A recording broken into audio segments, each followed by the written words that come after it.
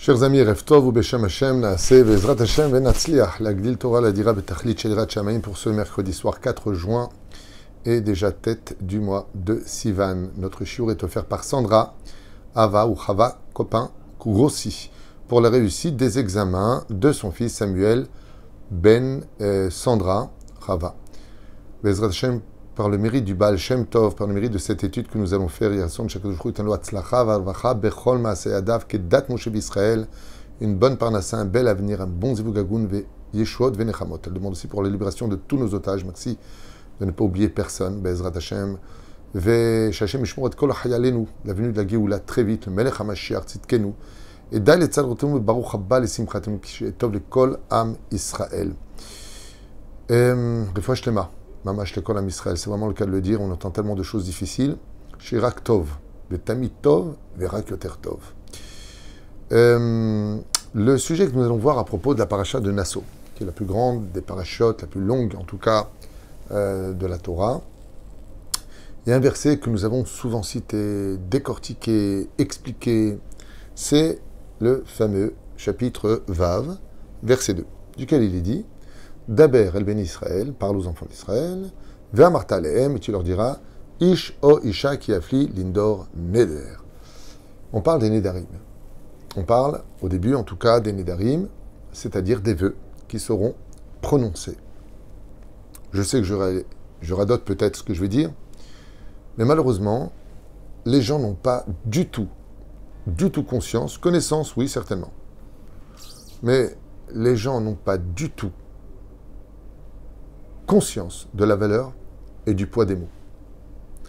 On se rend compte, on s'appelle déjà mon frère, toi t'es ma vie, je t'adore, on se connaît même pas. On jette des mots, ouais, c'est ma future femme, c'est mon futur mari, alors que rien n'a été encore scellé, qu'une dispute peut tout défaire en un instant. Ouais, j'adore, je rentre avec toi dans cette affaire, mais t'es où? Ouais, mais j'ai réfléchi. On vend du vent, on vend des mots, on fait des choses qui n'ont aucune valeur réellement à nos yeux. Et cette conséquence peut nous amener à de grandes catastrophes. Et elle peut nous apporter à de grandes réussites. Par exemple, les sages nous disent que la valeur de la parole est si précieuse qu'elle peut encore plus agir que des actes. Ad kedekar, jusqu'à ce point. Un acte peut être mal formulé, mais une parole, elle, finira toujours par retomber. Et c'est pour cela que s'il y a une chose sur laquelle la Torah nous met en garde, c'est le fait de dire toujours bli neder, je n'en fais pas un neder. Sois toujours minutieux, car le neder peut apporter la vie, mais il peut apporter la mort. Ainsi donc, la Gemara nous dit que tout celui qui fait des vœux, tout celui qui promet, qui jure et qui ne fait pas, peut engendrer la mort dans sa famille, voire jusqu'à ses enfants, chez l'onedar chas veshalom. Mais d'où l'importance, pourquoi? Pour nous réveiller. Le monde a été créé par la parole. Le travail se crée par la parole. Est-ce que je suis embauché? Oui, bonne nouvelle. Ça y est, chérie, on a réglé nos problèmes.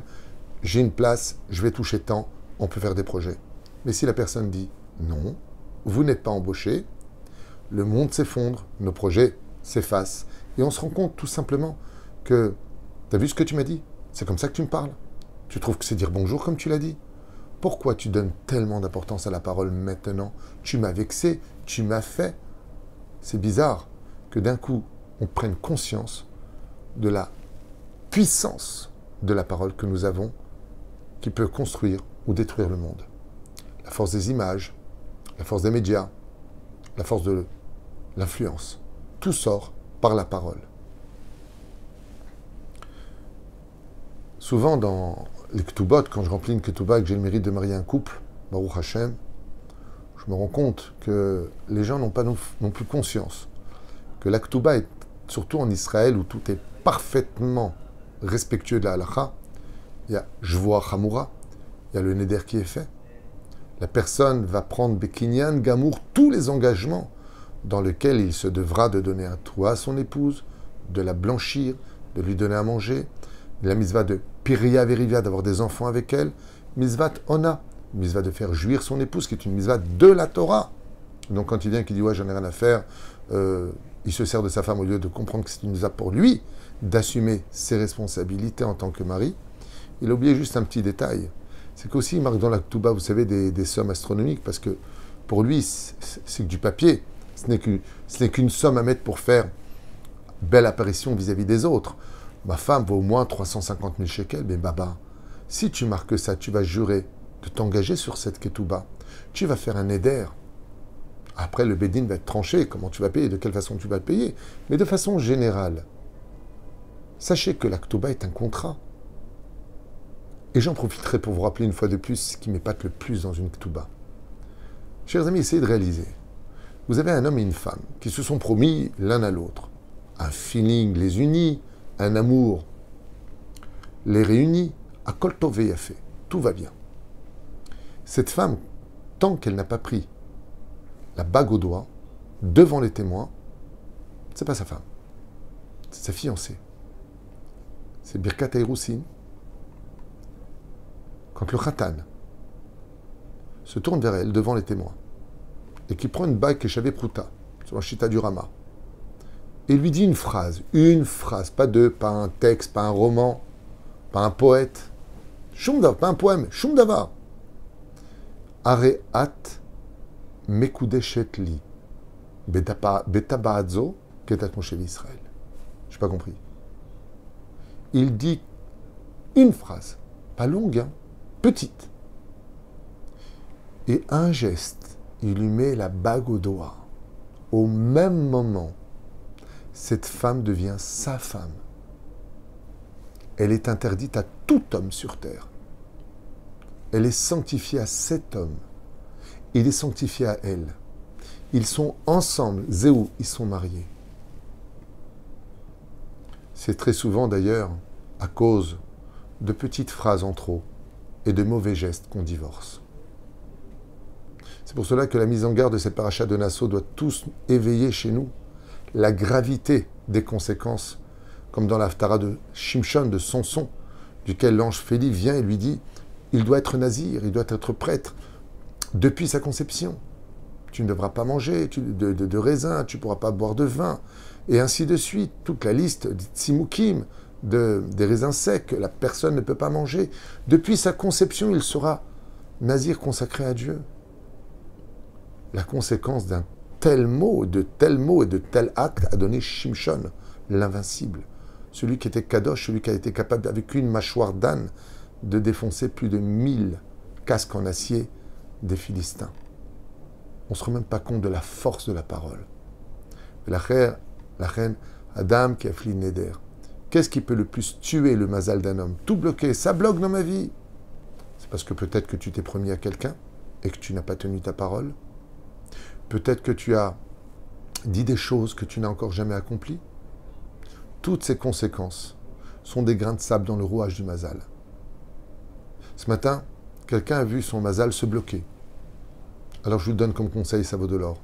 Quand vous voyez vraiment que le mazal bloque, pour le mariage, pour les examens, pour la parnassa, pour faire sa alia, je ne sais pas, quelque chose qui bloque.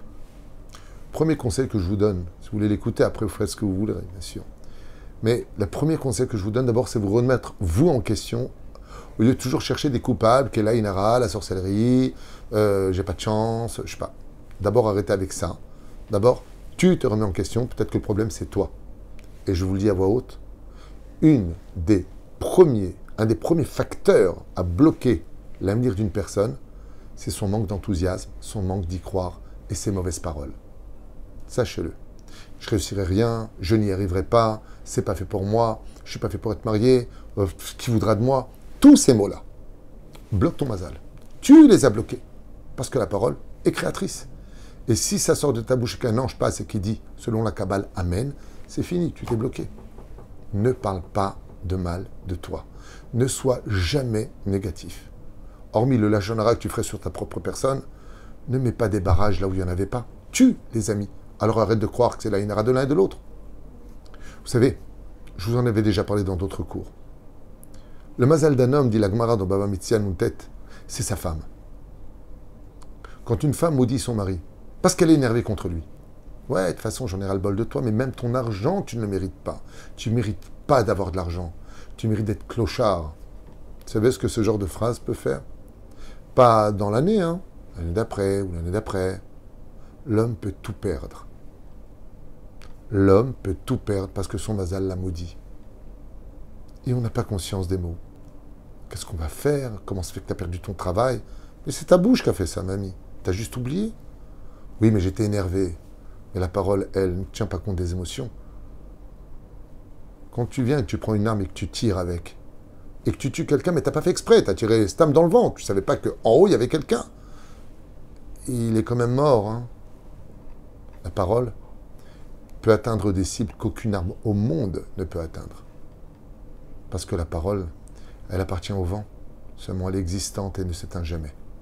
Tandis qu'une balle finit par se fatiguer dans la distance et peut tomber avant de toucher sa cible. Ainsi donc, chers amis, combien on doit retenir Bépé Malé, l'importance de l'engagement. Tu t'es engagé, dis Blinéder. Si tu ne sais pas si tu peux venir, si tu ne sais pas si tu vas ou pas faire le pas ou le geste, fais attention. Parce que c'est tout le temps, et très souvent d'ailleurs, à cause d'une parole de trop, que tout s'est effondré, et c'est par la retenue de la parole qu'on peut arriver à de grands résultats.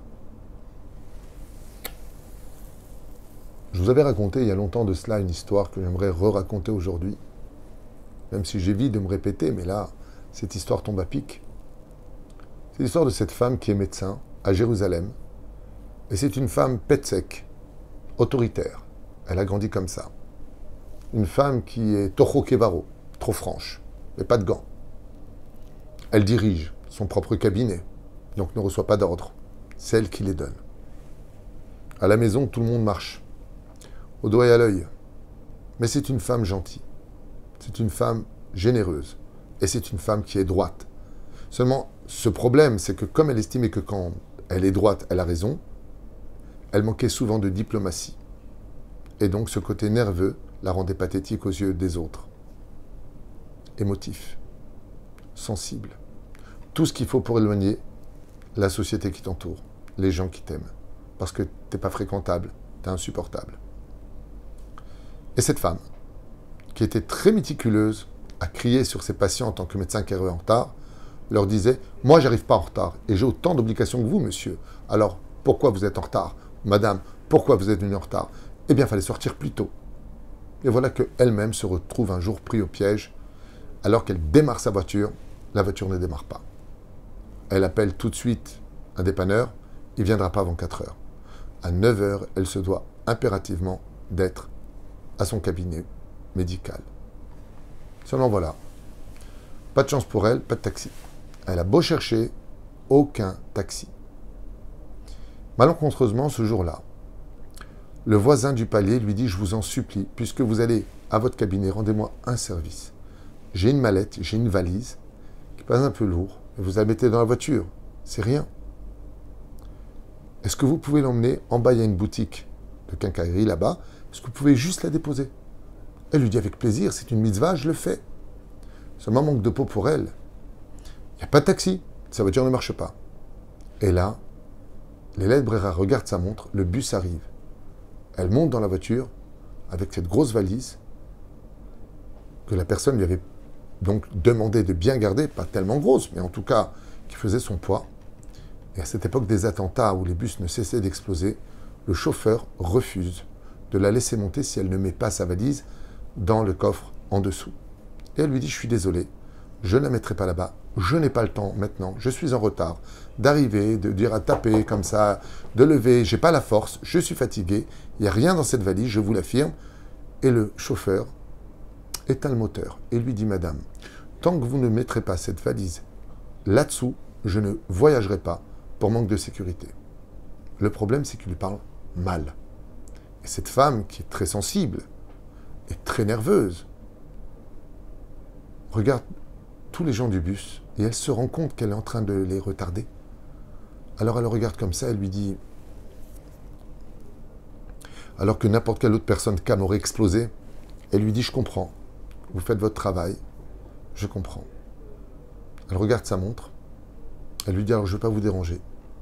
Déjà que la valise est lourde, je ne peux pas la lever, la prendre, lever l'énorme bagage. » Alors elle lui dit « Je vous en prie, excusez-moi, mesdames et messieurs, de vous avoir retardé, je descends du bus. » Elle descend du bus, et les Mazala Baruch Hashem arrive un taxi. Toda Lael, enfin un taxi arrive, elle le prend, et arrive tant bien que mal, en retard, à son cabinet, et Mina Shamaim, elle se voit vivre ce qu'elle reprochait aux autres, le patient lui était à l'heure. La consultation se fait, et elle rentre chez elle.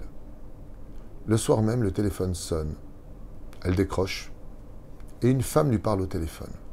« Bonjour, j'espère que vous allez bien.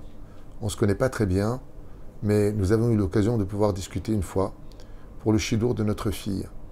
Parce que vous avez un fils qui s'appelle Shmuel, c'était son nom, et ma fille s'appelle Sarah. » Elle dit « Ah oui, oui, oui, bien sûr.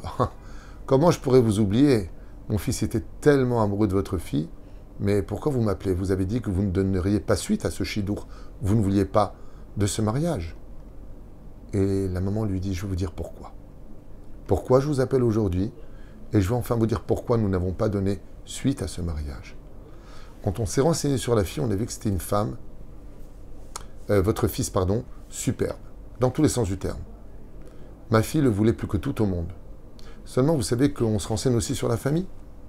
Les enfants qui vont naître de l'union de ce couple vont avoir des grands-parents. Et on n'avait pas été satisfait de ce qu'on nous avait raconté sur vous, madame. Que vous étiez très dure, très nerveuse, très sensible, Bekitsour, infréquentable. Et donc, comme on avait entendu des choses un peu dures en disant « Ouh là là, celui qui rentre dans cette famille, c'est pas une belle-mère que va avoir votre fils, c'est un capitaine. » Et nous, on n'a pas envie de ça. On n'a pas envie de rentrer dans des conflits, et j'avais pas envie que ma fille soit malheureuse, parce que quand on épouse quelqu'un, eh bien, on épouse aussi sa famille, qu'on le veuille ou pas. Elle lui a dit « Alors pourquoi vous m'appelez ce soir ?» Elle lui a dit « Parce que j'étais aujourd'hui dans le bus, ce matin, à 9h moins 20. Et je vous ai vu, je me suis rappelé de vous. Et vous avez été humilié, incendié. Il vous a hurlé dessus. Il a éteint le moteur. Et là, je me suis dit, ouh là là, ça va démarrer, ça va être un tremblement de terre, le conflit. Et je vous ai vu non seulement réagir avec patience, recul, excuse, et vous êtes descendu en vous retournant vers nous et nous disant, excusez-moi pour le retard que je vous ai imposé. Je dis, alors on m'a menti. Alors je voulais vous dire, madame, que j'ai dit à ma fille que le chido reprendrait. Et voilà que 2 mois plus tard, grâce à ce silence, grâce à ce contrôle des mots, des émotions, son fils, qui voulait épouser Sarah, s'est marié, et elle a pris sur elle, à partir d'aujourd'hui, de mesurer chaque mot qui sortirait de sa bouche. Là, on apprend que celui qui a la valeur des mots possède plus que des diamants à ses doigts. Combien il est important, si on veut tendre la main à notre mazal, de posséder la valeur des mots et de ne jamais dire des choses qu'on n'aurait jamais dû dire, parce que la parole est créatrice, comme tout le monde le sait. L'histoire que je vais partager avec vous, mais ça prime à la tzaddik Rabbi Moshe, le Prustik. C'est donc un très grand rave de la descendance de la chassidoute du Baal Shem Tov. Shenishtader imbito shel admour, Arab Agaon Rabbi Moshe Mizva'il. Donc il a fait un shidour, ce grand tzaddik, Rabbi Moshe, avec la fille de son beau-père, Rabbi Moshe Mizva'il. Veine Beshana Rishona, la première année, alors que la fête de Pessah arrivait. Ahmad Rabbi Moshe, Lifne Dilema Kashemeod. Il s'est retrouvé face à un dilemme d'halakha très important. Donc comme eux, dans leur famille à eux, le khatan, ils mangeaient de la matzah qui n'était faite qu'avec de la machine et pas à avodat yad, selon leur minhag à eux. Pourquoi? Parce que, eh bien, tout simplement, quand tu mets la main, peut-être que les mains sont humides, tandis que la machine, elle n'est pas en contact avec l'homme. Donc pour eux, ils disaient, c'est mieux de manger de la matzah. Bien sûr, mechona, kacher la madrine, que de la matzah avodat yad, faite à la main. Tandis que l'autre famille ne mangeait à Pessah que de la matzah faite avodat yad à la main. Jusque-là, tout est clair. Et le khatan, qui venait de rentrer dans la famille, lo yada le'ashit etzot nafsho, il ne savait pas quoi faire. Parce qu'ils avaient le minhag de manger que de la matzah qui venait de la machine, et eux que de la matzah qui venait de la main, faite à la main. Après d'avoir minhag avotav, il ne savait pas quoi faire. Alors on lui a dit, tu sais, Quand on a des problèmes dans la vie et qu'on n'a pas de réponse, il faut aller voir des grands Torah. Va voir des sages, va voir des gens qui respectent la Torah, des gens qui ont Hirat Shamaim. Pose-leur la question, Mala Asot, qu'est-ce que je dois faire? Comment je dois me comporter? Qu'est-ce qu'il a répondu, le Rav? Il lui a dit, Rabbi Moshe, je reviens en arrière, Gdol Israël, Toshia Ledat, Ma Raoui Lolinog, Ach Gdol Israël Orupo, Peechad, Chamicha Admur, Rabbi Moshe, Ish Tzadik Ul, Vitishal, Oto Veu Yore Lecha, Mala Asot Vechetzadinog. Donc il lui a dit, mais je ne comprends pas, ton beau-père, c'est un des plus grands raves de cette génération. Pose-lui la question à ton beau-père, dis-lui, en ce qui concerne notre minag, nous on va faire Pessar chez vous, on mange que de la matzah de la machine. Et vous, vous mangez de la matzah avodat yad. Comment on doit faire? Et le Rav lui a répondu quelque chose de très beau. Il lui a dit, tu sais, dans la vie, quand on a des minagim, ou qu'on a des paroles qui ont été faites, il y a une chose, ça s'appelle Atarat Nedarim. Va faire Atarat Nedarim. Et ça, c'est le conseil que je donne à tout le monde. Comme je disais ce matin, on a fait Atarat Klalot, Atarat Nedarim. Quand des fois ça bloque dans ta vie, réunis 10 personnes à la synagogue, comme on le fait la veille de Kippour ou la veille de Rosh Hashanah, entre autres, et on fait Atarat Nedarim. Fais annulation des vœux et viens manger de la Mechonat Yad. Surtout que, la matzah avodat yad. Surtout que les matzot, tu as dit, le Rav que je fais moi, c'est moi-même qui les fais. Et je suis très minutieux, plus qu'une machine dans laquelle les mains de l'homme n'approchent pas. Il lui a dit, pour ça, il y a une solution. L'Admour lui a répondu, mais j'ai autre chose à te dire. La Char Mea Bezrim Shana, à 120 ans, dans le monde de la vérité, le monde d'en haut, on ne viendra pas te poser la question, est-ce que tu as mangé de la matzah de la machine ou de la matzah qui a été faite à la main? Ce qui compte, c'est qu'elle soit cachère. Ça, il n'y a pas de faute, il y a pas de discussion. Bien sûr qu'elle doit être cachère. Ce n'est pas sur ça qu'on viendra te voir, mais sur la valeur de tes mots. Qui étais-tu dans la vie? Avais-tu la valeur des mots? Et il lui rajouta, et sache autre chose, on sera beaucoup plus minutieux sur ce que tes yeux ont regardé dans ce monde que si tu avais mangé de la matzah qui est faite à la main ou qui est faite à la machine. Et né yamim yakait sinsavim lifpatro. Le Yetzara se tient à la porte de chacun de nous. Car le but de ce monde, c'est d'être les gardiens des 5 entrées de l'homme, ses 2 yeux, ses 2 oreilles, sa bouche. Tu as 2 yeux, tu as 2 oreilles. Fais attention à ce que regardent tes yeux, ce que écoutent tes oreilles et ce que dit ta bouche. Car ils sont les principaux facteurs de ce qui t'emmènera à la réussite, si tu as su les respecter et leur entrer de la Gdusha. Comme il lui a dit, pour toute chose qui est dite, il y a quand même un remède. C'est Atarat Nedarim. Et ça, c'est vraiment ce que je vous dis et je vous conseille de faire. Si des fois vous avez peur, ça ne le fait pas, ça bloque. Il y a une façon d'annuler des mots qu'on a dit qui peuvent être un obstacle à notre réussite, c'est de faire Atarat Nedarim et Atarat Klalot.